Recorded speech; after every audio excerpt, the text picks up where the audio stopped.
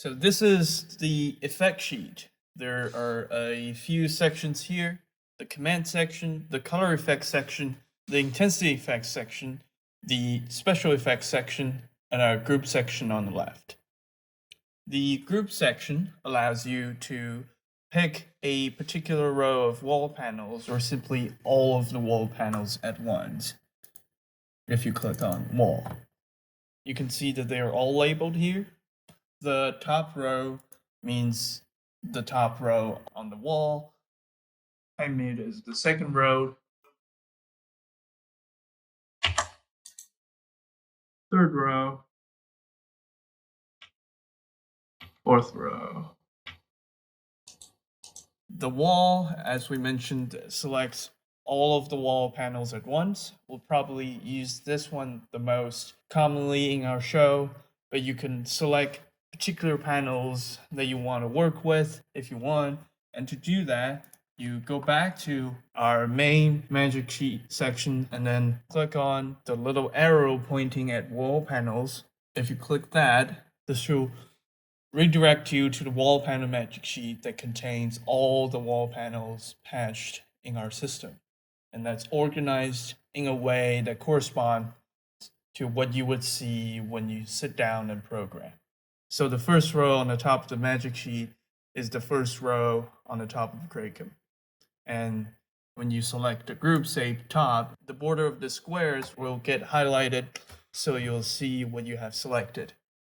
But this is probably more than what you'll usually need. So let's go back to our main magic sheet here by clicking the arrow again. To click the effect sheet, on the very top row, we have our commands. And that gives you quick access to some of the most common commands you would need in programming a show, say like stopping an effect from running, restoring your stage, and so on. But we'll get into these commands later when we know what effects we're talking about. The bottom section over here are our intensity effects.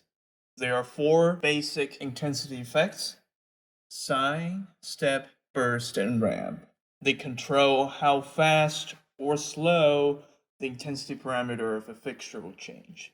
For this particular setup, I made it so that the lights will go from 50% lower their original value to 50% higher their original value. So as we can see from our lights here, they are set at full. So 50% lower and 50% higher means, for instance, if we select the middle row here and I run a sine wave effect on them, you would see that the lights are running from 50 to 100. To apply an effect, like I've just shown you, you simply select the group of fixtures you want to work with, say the middle row of our wall panels, and click on that effect, say the sine effect. And that allows the fixtures to fade on and fade off, fade on and fade off. So you see a very smooth wave-like effect fanning across your lights. The step effect, on the other hand, is the opposite of sine. The fixtures will snap on and snap off, snap on and snap off. It's a very abrupt change. So sort of combining these two effects in different ways, we have the burst effect and the ramp effect. The burst effect, it will snap on and then fade off, snap on and fade off. And the ramp effect is the opposite of that. It will fade on and then snap off, fade on and snap off. What's worth noting is that these effects are numbered here. And it's important because there are hundreds of effects stored and created in the effects engine. So a numbering scheme helps you keep track of what kind of effect means what. For now, just know that the ones in the effects ID over here, these numbers here, corresponds to what type of basic effect it is. A sine wave effect would always end in 1, a stepping 2, bursting 3, and a ramping 4. So without looking at any effect, let's say 762, you will know because it ends in 2, it would always be a step effect. And that's true across intensity effects and color effects, which we'll get to in a minute. You might also notice that there are decimals in the effects ID, and that represents the grouping of a particular effect. For example, a grouping of 0, which is not displayed in EOS, means that all the writes are running the effect one after another. We call this a grouping of spread. A grouping of 1, on the other hand, let's say I apply a sine grouping of 1, the lights will run all the effects at once, so they flash all together. A grouping of 2, let's say if I pick step 2, the effects will run on every 2 lights. A grouping of 3, every 3 lights, so on and so forth. For intensity effects, this will go up to groupings of 8. So you can have anywhere from spread to running effects on every other 8 lights, like what we're seeing right now. This is totally customizable. I picked 8 simply because how much this pop-up magic sheet could display at a time, and is more than what you usually need in a show. And in the end, I'll briefly introduce how we can program our own effects in the EOS effects engine, but for now, let's just stick with 8. Next, we have our color effects. The top rows are our color palettes. I made 10 color variations from red, orange, yellow, all the way to white. And each one has a darker and a lighter version of it. So as we can see, there's dark blue. So we have 20 total color palettes. And the lighter colors are numbered from 11 to 20, and the darker ones are numbered from 21 to 30. And they'll become important when we get to our numbering scheme for the color effects. To apply a color palette, just like how you would apply an effect, you select the group of fixtures you want to work with, and then click on the color palette. And that will turn the lights into that pre-recorded color. There are 2 advantages in doing this. One is that it allows you to quickly select the standard colors that you use from show to show to show. And the second is that this is sort of the backbone of our color effects. Our color effects are built around the 20 standard color palettes. Essentially, each color has a corresponding sign,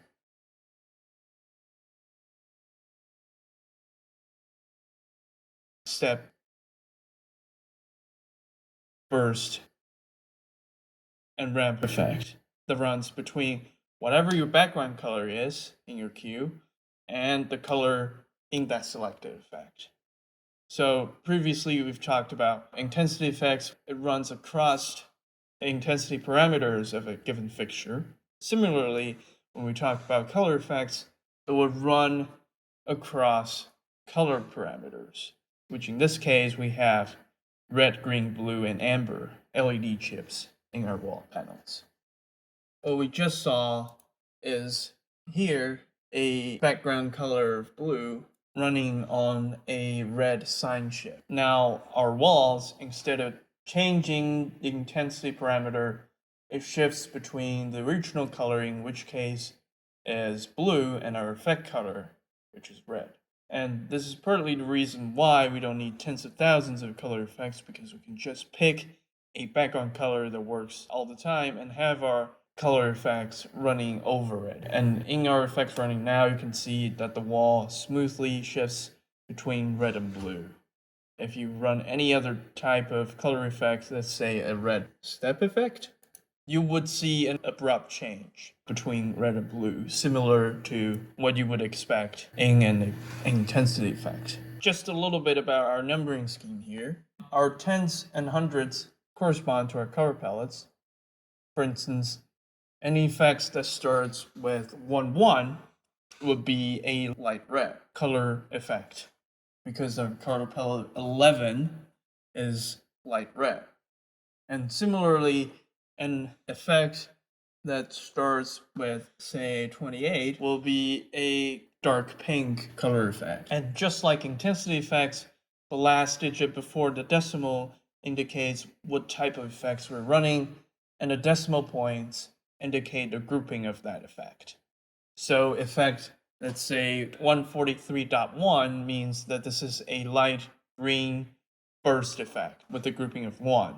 Effect, for instance, 264.4 means that this is a dark blue ramp effect with a grouping of 4. Now I've made the color effects up to a grouping of 4. That should be more than sufficient for a day-to-day show, but I'll get into how to program these effects later. By default, the color effects in our pop-up magic sheet only displays effects in a grouping of 1, and that's totally my personal choice.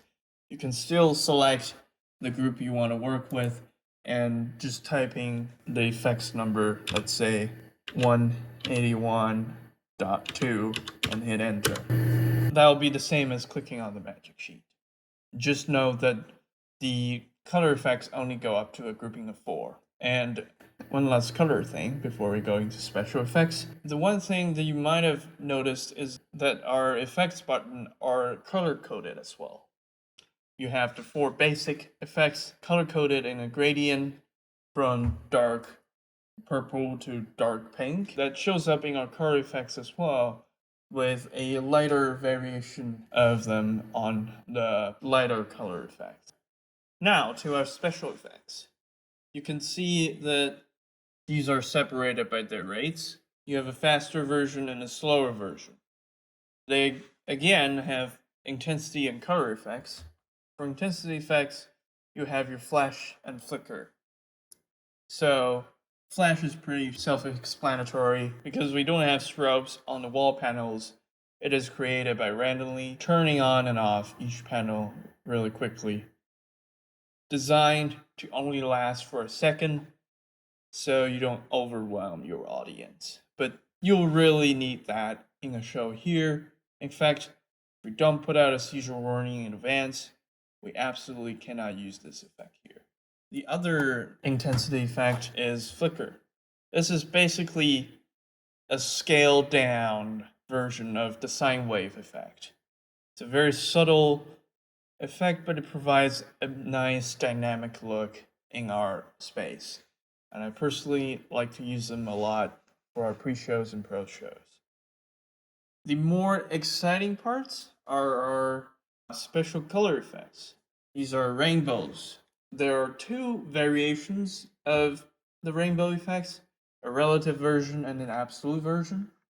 Relative means that the rainbows will be relative to the color of your background. If your wall panels like here, we have light blue, and you select the relative rainbow effect, you'll see a cooler rainbow circling around the background color, as we can see on our color picker here. And a colder rainbow just means that it will readily get to the color red or amber. A fast rainbow, on the other hand, just means that the scale of this circle gets bigger. So it includes more color in a given cycle, and you can see a faster shift between each color. An absolute version of the rainbow takes advantage of our standard color palettes. Instead of having the color running relative to our background color, it only runs the lighter color palettes that I have selected, which gives you more control over what colors we want in a rainbow. So, as you can see over here, if we put a slow absolute rainbow, these will run between color palette 11 up to 19. All rainbow effects has either a grouping of 1 or a grouping of spread. So you can choose whether you want them to all change colors all at once or have them running a continuous chase over another. So now that we've understand what kind of effects we have in our wheelhouse, we can finally put them together. And to make things easier, I've pre-recorded 2 macros that help you speed up the programming process, which is offset mirror out and offset random. Essentially, offset allows you to reshuffle the channel selection. So instead of having the effect running from left to right, you might want it to run from right to left or from center out, because symmetry is good. And that's essentially what offset mirror does. It runs the effect front center channel first and then fanning across symmetrically. Offset random, the other hand, randomly select channels to run, which is what we use to create our flash effect. For simplicity, I only included these two here. You have access to all the offset functions that EOS offers by using the soft keys. And to do that, you first select the group of fixtures you want to work with and hit offset, which is soft key 5, and you see that a command window pops up with all the offset options available. And once you select the option, say mirror in, and you select the effects in our pop-up magic sheet, let's say sine spread. Now you see a sine effect running from the house to the stage, centered in. EOS also allows you to not only offset channel selections, but parameters using the fan soft key. That is, if you want your walls to get darker and darker towards the center, or more red towards the center, you can do that. You just select the group you want to work with, and hit fan, which is on the second page of our soft keys. So you hit more soft keys and fan, which is soft key 2. And select the fanning options with the soft key. Let's say mirror out, and hit enter. Now if you use our scroller wheel intensity level, you can see that the wall gets brighter and brighter towards the center, like that. The last section of this magic sheet that I haven't talked about is the command keys, although I've used a lot of them throughout this demonstration. Basically, these are shortcuts that I built to speed up the programming process, because oftentimes we find ourselves in situations where we are not happy with our current effects and want to replace them with other ones. That's where stop effect kicks in. So let's select just a random combination of effects, and stop effect clears out any effects running in our current channel selection. So just for demonstration, let's say this is our look. So let's say we have this rainbow effect running on our red walls, and we want to stop, for some reason, the top row from running that effect.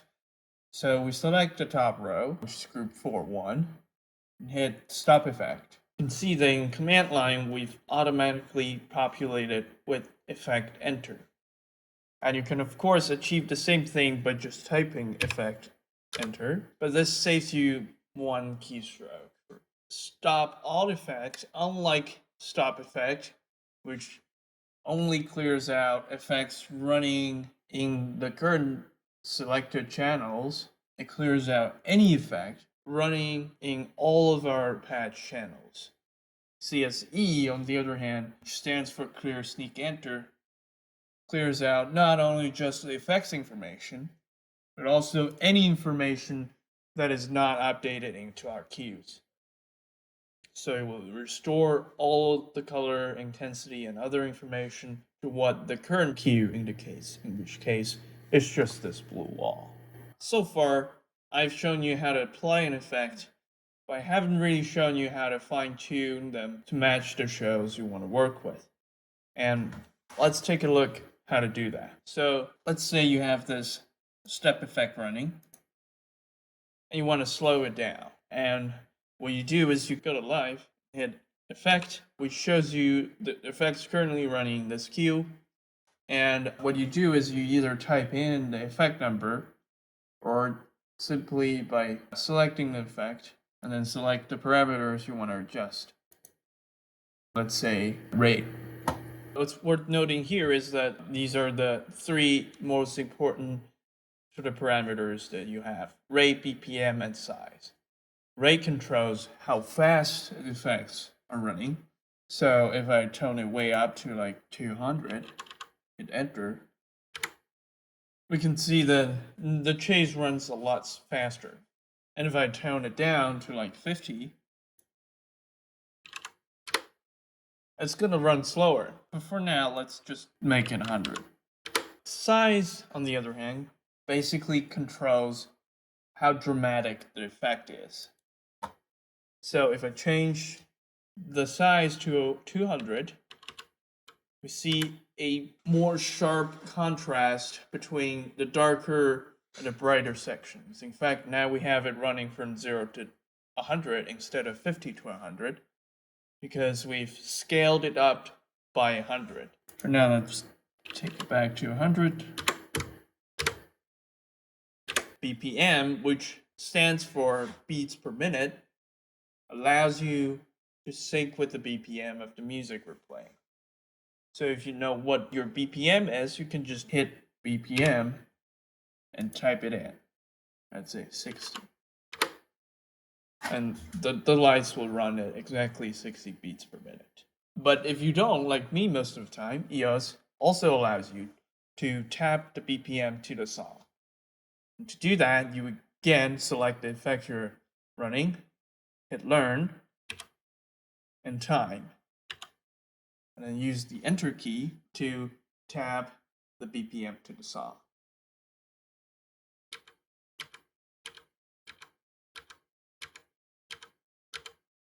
And once you have your desired BPM, you can hit learn again to exit learning. And that allows you to sync with the music without knowing what kind of music we're working with. And as always, we'll hit the update key only, which is track only twice, and enter to update our effects to our queue. This is almost everything this magic sheet can do, and should be more than enough for our purposes in Kracum. But if you're not satisfied, I have an even more complete effects magic sheet that you can play around with. You can just go to the plus arrow above the command line and then select Magic Sheet, which is tab 3, and that stands for Magic Sheet, and scroll down all the way until you find Magic Sheet 8, Effects All, and that will include all the effects and some of the more advanced features like beam effects and focus effects. And you can navigate to different sections using our navigation panels. So here you have your intensity effects and color effects, different variations of color effects, and arrows that takes you back to our home panel. And if you're still unsatisfied, you can visit the ETC YouTube channel, where they give you a much more thorough introduction to how the effects engines work in EOS and how you might program your own effects. For now, thank you for watching.